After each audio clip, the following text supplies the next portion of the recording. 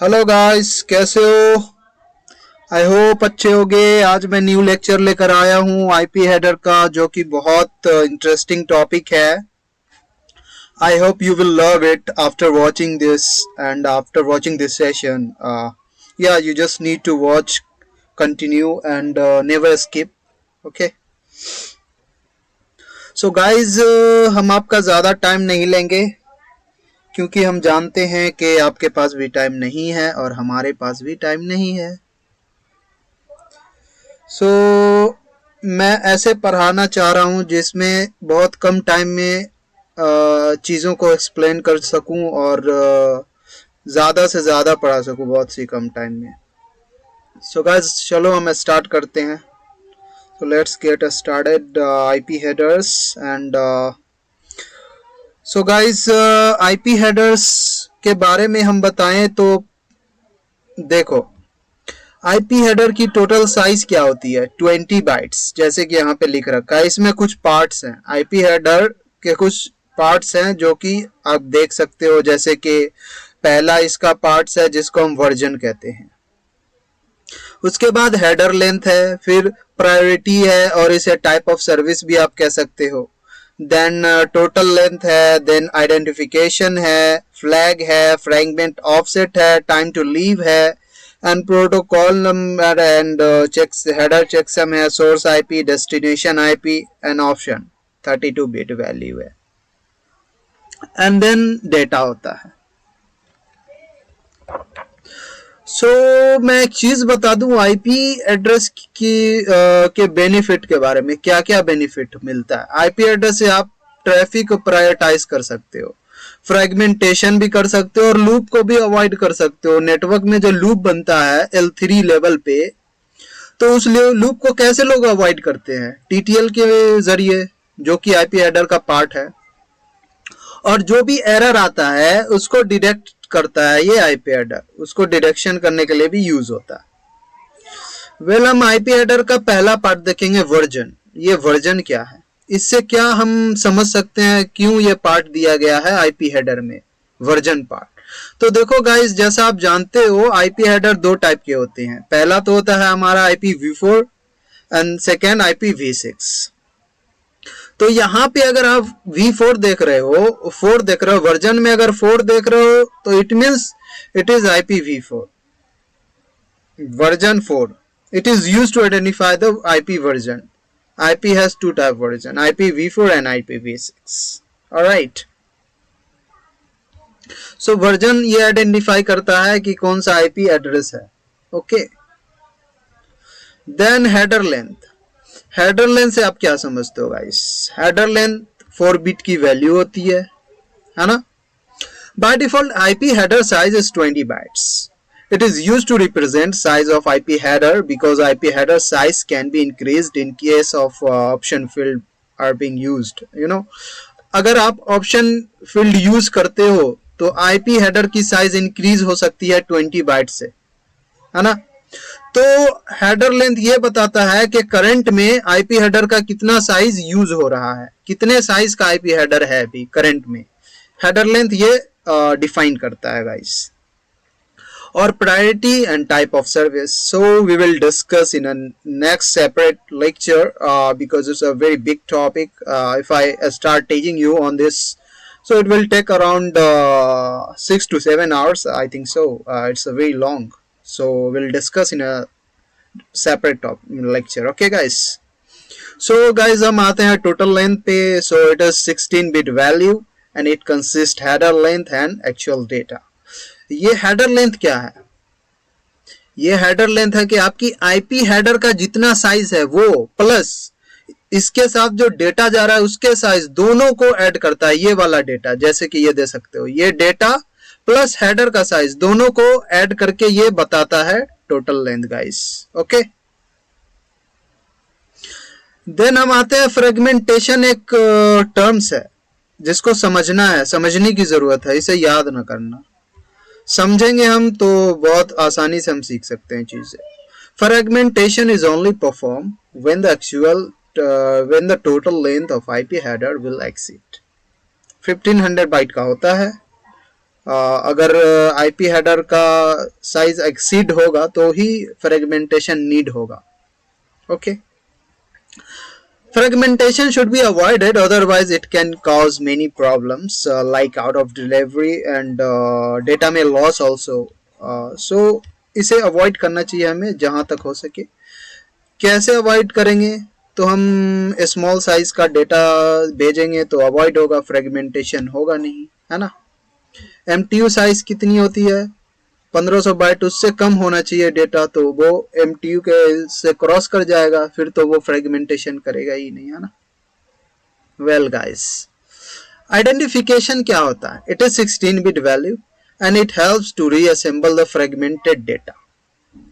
Identification जो है वो फ्रेगमेंट जो हुआ है, जो भी फ्रेगमेंटेशन हुआ है वो डेटा को रीअसेंबल करता है रिसीवर एंड पे. Okay guys, if two IP packet with the same identification number, it means they belongs to the same data.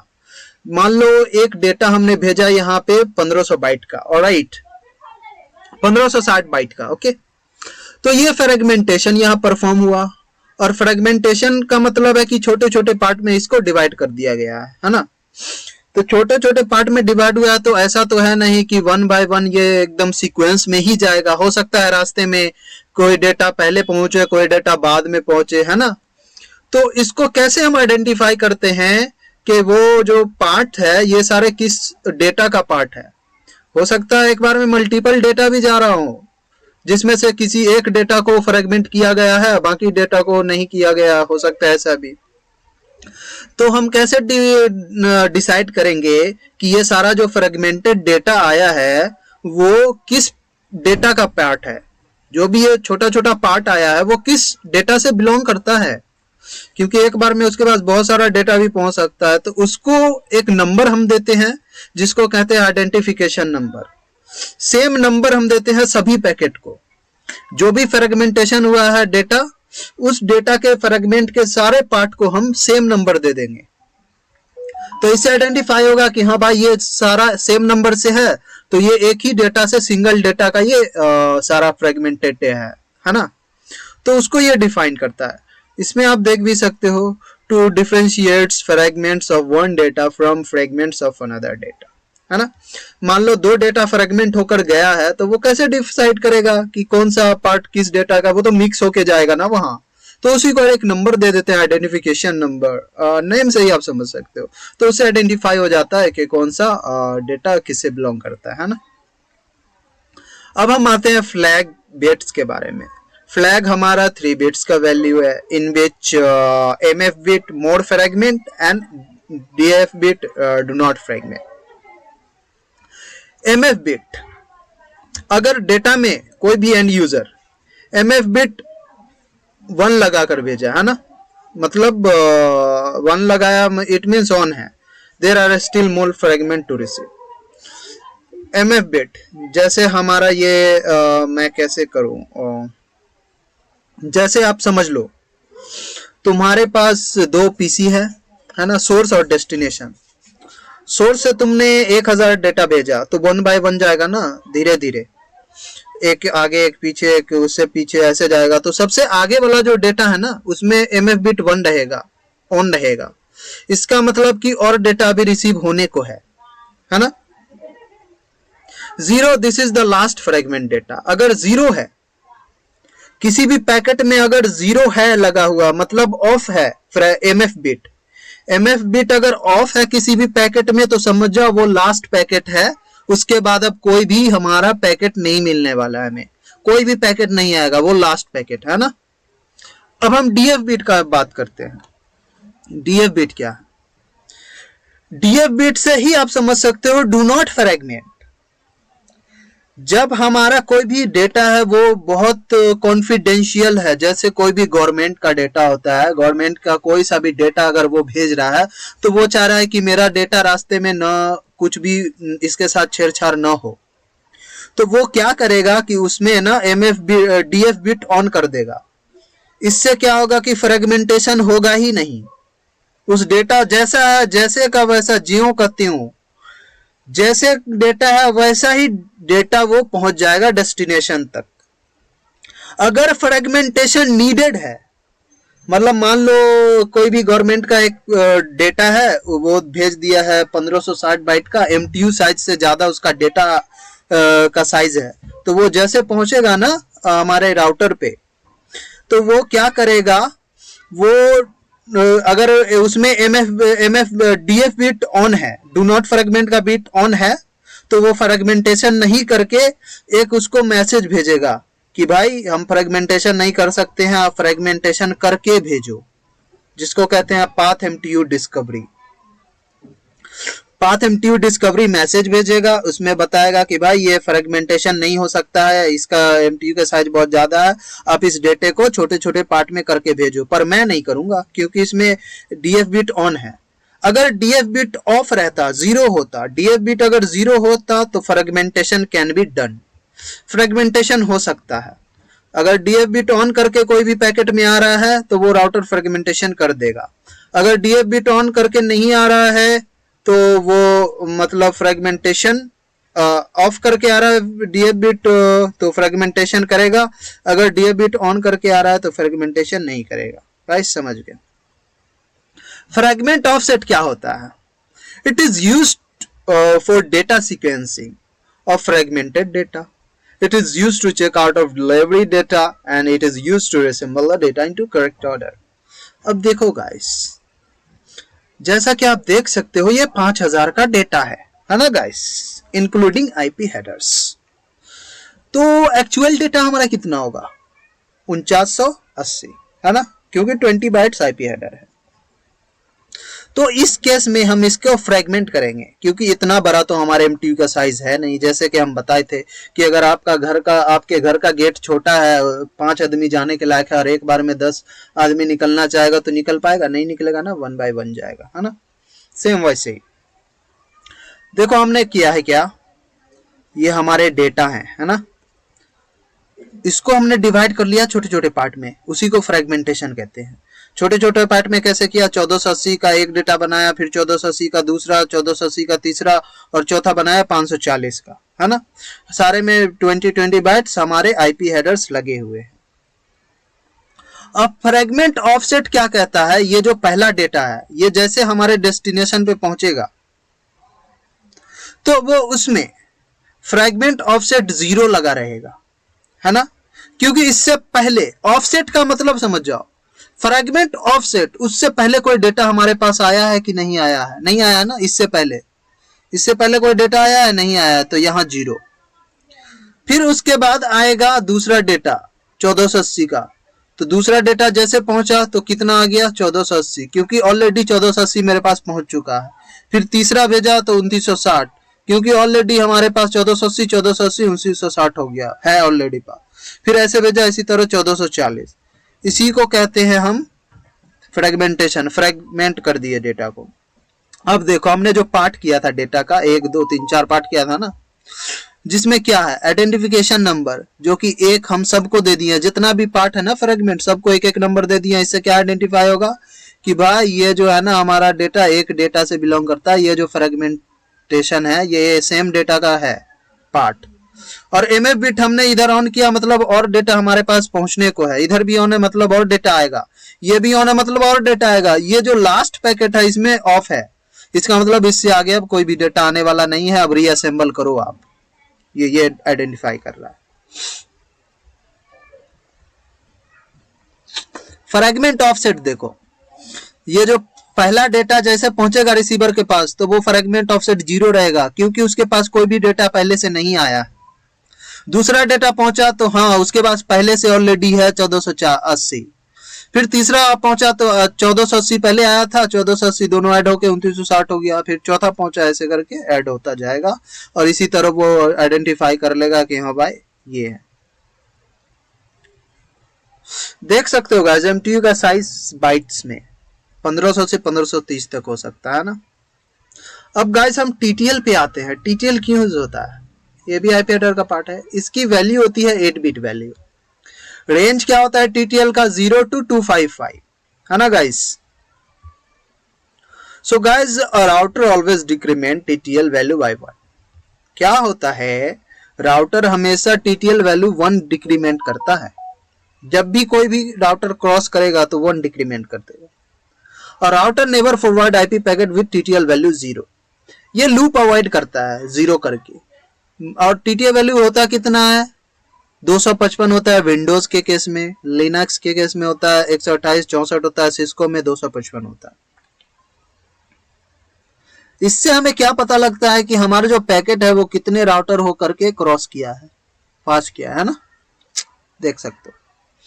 और टीटीएल का मेन मोटो क्या है टीटीएल का, इसका मेन मोटो ये है कि ये लूप को अवॉइड करे लेयर 2 में, है ना। मेन मोटो अगर मैं बोलूं तो इसका काम है to avoid loop in layer 2, layer 3, alright guys, है ना। जैसा कि आप देख सकते हो ये पीसी है पहला, ये दूसरा पीसी है ना। यहां से हमारा डेटा जनरेट हुआ, टीटीएल कितना लगा 255, राउटर पे गया पहले राउटर पे, वहां से निकलेगा तो 254 हो जाएगा, एक माइनस हो गया, यहाँ पहुंचा 253 एक माइनस, फिर यहाँ पहुंचा 252, यहाँ से निकला 251, यहाँ पे पहुंच गया टीटीएल। अब देखो टीटीएल 2 यहाँ से अगर चला है तो यहाँ पे आया 1 हो गया, -1 कर देगा ना, यहाँ आया तो फिर -1 हुआ तो अपना 0 हो जाएगा, तो 0 जहां पे टीटीएल होगा वो वहीं पे ड्रॉप हो जाएगा वो पैकेट। टीटीएल 0 कभी भी नेवर मतलब ट्रेवल नहीं कर पाएगा, वो वहीं पे ड्रॉप हो जाएगा, discarded. Alright, well guys, we will come on protocol number. So it is 8-bit value, range 0 to 255. It indicates that which protocol data is encapsulated with IP headers. Guys, as you can see, and as you also know about the protocols, जैसा कि आप जानते हो कि guys, IP headers में multiple protocols can be encapsulated, right? कौन कौन से प्रोटोकॉल इनकैप्सुलेट हो सकते हैं IP headers में? एक तो आपका L3 का जितना भी प्रोटोकॉल है, all will be encapsulated with IP headers, just like OSPF, EIGRP, and ICMP. Alright, and UDP and TCP. It is layer 4 protocols, but it encapsulated with IP headers. So IP protocol number ये identify करता है कि IP header किस protocol को carry कर रहा है ना। प्रोटोकॉल नंबर का यही काम है, बस इतना बताता है कि आईपी हेडर के साथ कौन सा हमारा प्रोटोकॉल का डेटा जा रहा है। और ये रिसीवर एंड पे डीकैप्सुलेशन करने के बहुत ज़्यादा काम आता है, उसमें प्रोसेस करता है। As you can see here the graph, application layer पे टेलनेट हमारा इनकैप्सुलेट हुआ and then it will move on transport layer and then transport layer will encapsulate the Telnet in which in TCP headers. As you know already, telnet is a TCP based protocol. Then first it will make a connection between client and servers, so after that it will make communication possible. All right, so guys, TCP के बारे में तो हमने बता रखा है already in a separate lecture. You can go on my YouTube channel and you can watch that. If you have not watched yet, you can go and yeah, you can watch there.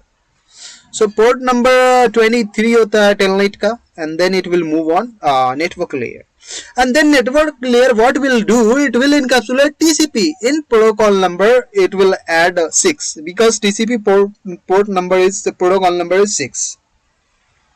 And then it will encapsulate with network layer. So if it encapsulate network, then it will move on another layer, data link layer, physical layer, then through physical media, like just like electronic webs and anything else, it will move to the destination. All right, so just how will you identify that which protocol encapsulated with IP header? So with the help of protocol number. In IP protocol number, you will find the protocol number of that protocols which is encapsulated with IP headers. With the help of protocol number, you will get everything. All right, as you can see here, protocol number of every protocol, just like EIGRP protocol number 88, OSPF protocol number is 89, and ICMP is a 1, and GRE is a 47. It is it is used for tunneling protocol. You will learn in a next separate lecture, and TCP is a 6 and UDP is a 17. And BGP, RIP, these are application layer protocols. That's why they have a port number. They don't have the protocol numbers, and it will encapsulate at layer 4 with UDP, either UDP or TCP. All right. So guys, we'll move on next, which is header checksum. Yeah, header checksum. So it is 16-bit value, as you already know, over the IP headers parts.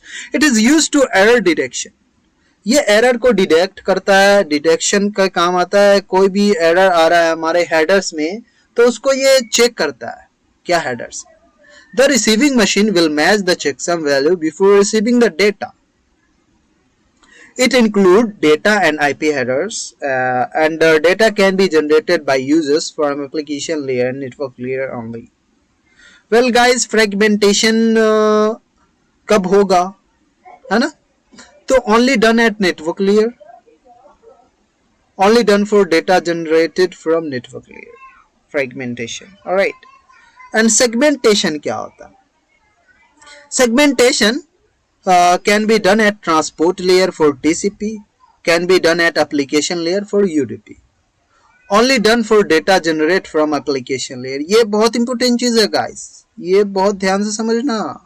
ये दो terms है ना. अगर आपको कोई पूछ दे कि fragmentation and segmentation में क्या डिफरेंस है, then how will you answer it? How will you explain it?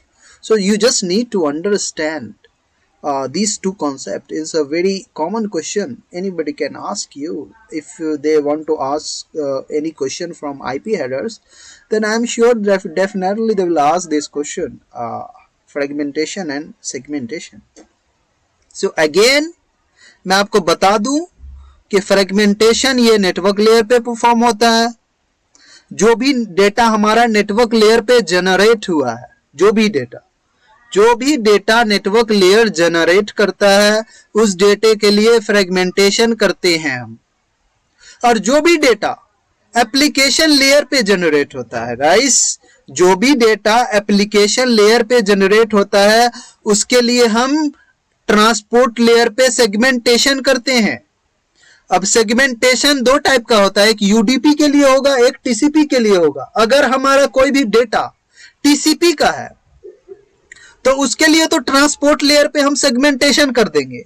अगर कोई यूडीपी का डेटा है तो वो एप्लीकेशन लेयर ही सेगमेंटेशन करके भेजता है. Alright, are you getting my point? या जो एप्लीकेशन लेयर पे यूडीपी हमारी सर्विस यूज हो रही है, यूडीपी की सर्विस कौन कौन सी हो सकती है guys? Video calling, video conferencing, just like any type of video conferencing you are, that is called UDP. अगर आप कोई वीडियो कॉन्फ्रेंसिंग कर रहे हो तो वो एप्लीकेशन लेयर से ही सेगमेंट करके भेजेगा ट्रांसपोर्ट लेयर पे. अगर कोई टीसीपी बेस्ड प्रोटोकॉल है, जैसे HTTP, hyper text transfer protocol, web browser आप सर्च करते हो एचटीटीपी, एचटीटीपीएस से, तो और टीएलएस हो गया, एसएसएल हो गया, ये सारे के लिए हमें सेगमेंटेशन ट्रांसपोर्ट लेयर पे परफॉर्म होता है. टीसीपी जो भी टीसीपी बेस्ड है. ओके, आई होप आपको ये चीजें समझ में आई होंगी. मुझे लग रहा है ये वीडियो बहुत लंबा हो गया गाइस, सो हम अब इसे यहीं पे खत्म कर रहे हैं. नेक्स्ट हमारा आईपी एड्रेस के बारे में डिस्कस होगा, टॉपिक रहेगा. तो प्लीज आप लोग आना और जरूर देखना. ये बहुत इंटरेस्टिंग टॉपिक है, कभी स्किप मत करना इस टॉपिक को. सो हम नेक्स्ट लेक्चर में आईपी एड्रेस के बारे में बात करेंगे. आईपी एड्रेस क्या होता है, आईपी एड्रेस क्यों आया, आईपी एड्रेस किसने असाइन किया, है ना, ये सारी चीजें, छोटी छोटी चीजें. और आईपी एड्रेस हम कैसे बनाएंगे, है ना. तो ये सारी चीजें हम डिस्कस करेंगे गाइस. सो गाइस, आज हमने हेडर्स के बारे में पढ़ा, आईपी एड्रेस के बारे में. आई होप आपको ये चीजें समझ में आई होंगी. अगर नहीं आई है तो प्लीज आप एक बार फिर देखना, रिवीजन करना, डेफिनेटली आपको समझ में आ जाएगी. ओके गाइस, सो मिलते हैं नेक्स्ट वीडियो में. Thank you for watching. Okay, goodbye, have a nice day.